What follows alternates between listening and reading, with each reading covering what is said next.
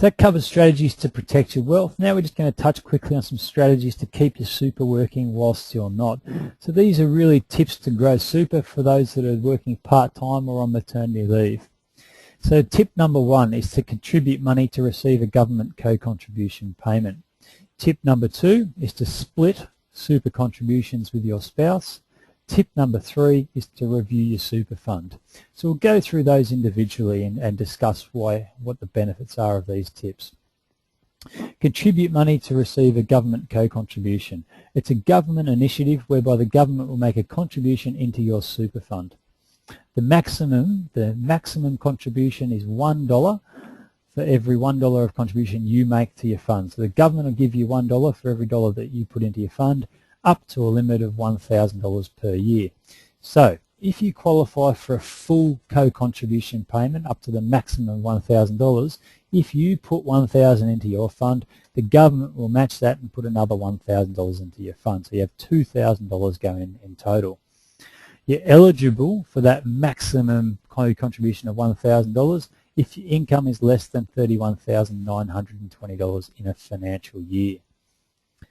If your income is between $31,920 and $61,919 in a financial year, you receive a reduced rate of co-contribution. So let's just work with that with a sort of approximate example of earning $45,000 in a financial year. If you earned $45,000 in a financial year and you contributed $1,000 to your super fund, your co-contribution payment will be in the order of $500. What you could do is contribute $500 to your fund, and the government will match that to be about $500 also. So that's the way the co-contribution works. So it matches co-contribution up to a certain limit based on your income. Obviously, if your income exceeds $61,919 per year, you're not eligible for any co-contribution payment. Obviously, as a strategy, it helps grow your super balance whilst you're not working on maternity leave or part-time. So it's just a nice little kicker to add to your super fund when you've got an opportunity due to your income being low in a particular financial year. Splitting contributions with spouse. This is often something that I recommend to my clients, and quite often clients aren't aware that you can do this. What it does is it allows you to transfer contributions made to your super fund into your spouse's super fund in a financial year. Generally speaking, the maximum amount that you can split or transfer is 85% of your super contributions. So just by way of example, if your employer put in $10,000 to your super fund as an employer contribution throughout a financial year, the maximum that you can transfer to your spouse is $8,500, being 85% of that contribution. You might be thinking, why would we think about doing this? But the reason why we like to do it is it helps grow your spouse's super balance whilst they're not working, be it through part-time work or maternity leave. It's generally speaking, I think, a great idea to have equal superannuation balances. So what we want to do is level up the balance as best as we can between you and your spouse to ensure that it's not disproportionate when it comes to retirement age. For instance, at the moment, it's tax-free super from age 60 under current rules, but that could potentially change in the future, who knows. But what we do know under current rules is that from 55, you can actually draw an income stream from your super. If you've got disproportionate superannuation account balances, what that might mean is that you're paying too much tax on the income for the person who's got the largest balance, and if you actually had leveled up your balance throughout your working life, then you wouldn't have that problem. Obviously, that's dependent on the age difference between you and your spouse as to whether or not that's a viable strategy. Another way of looking at this is if you've got one spouse who's significantly older than the other, then you may actually be splitting contributions up to the maximum in light of the fact that they are going to reach retirement age first.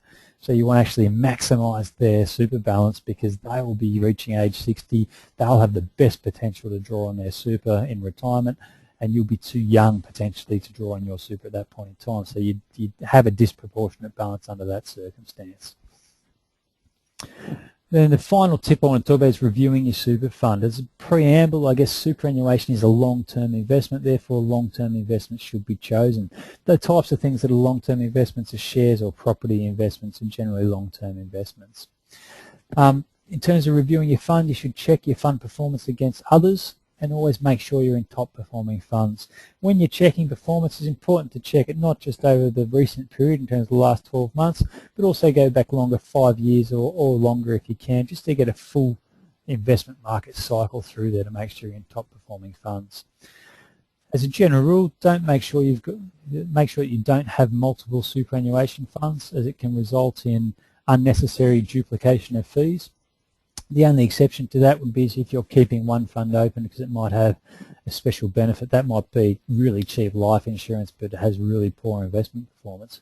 Under that circumstance, you're just keeping the fund open because it's got good life insurance. But other than that, if you've got multiple funds, generally speaking, it can result in unnecessary duplication of fees. On fees, you should check fee structures. My personal view is I don't mind investment management fees provided I'm getting performance.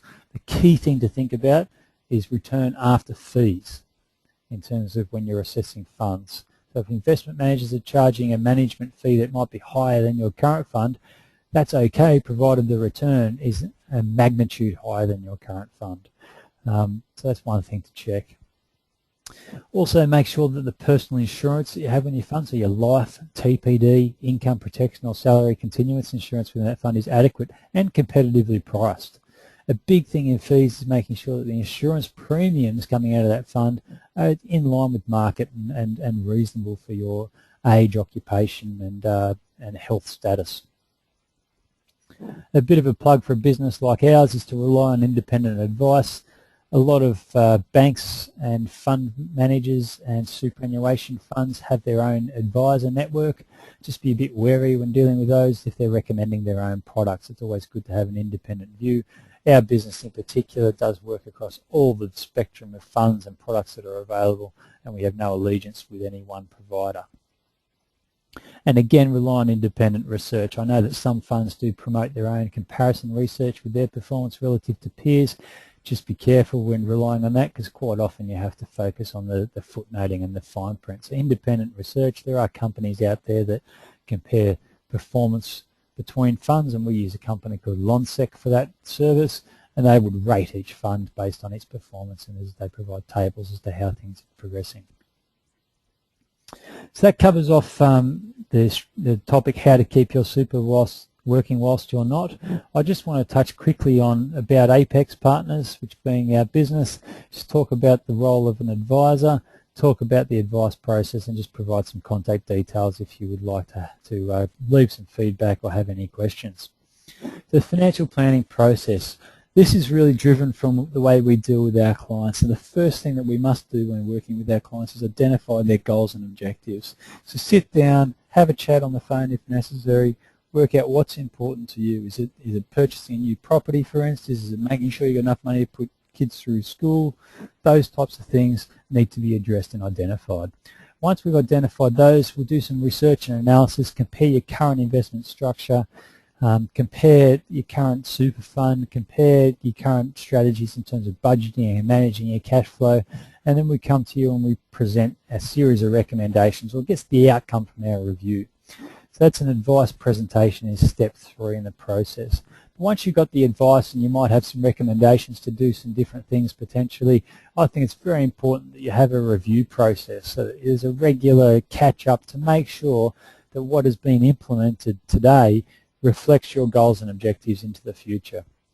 We all know that our goals and objectives change from time to time as circumstances change and evolve over time. So it's important to have that ongoing relationship, I believe, to make sure that the advice given is always current and reflects your current financial situation and goals.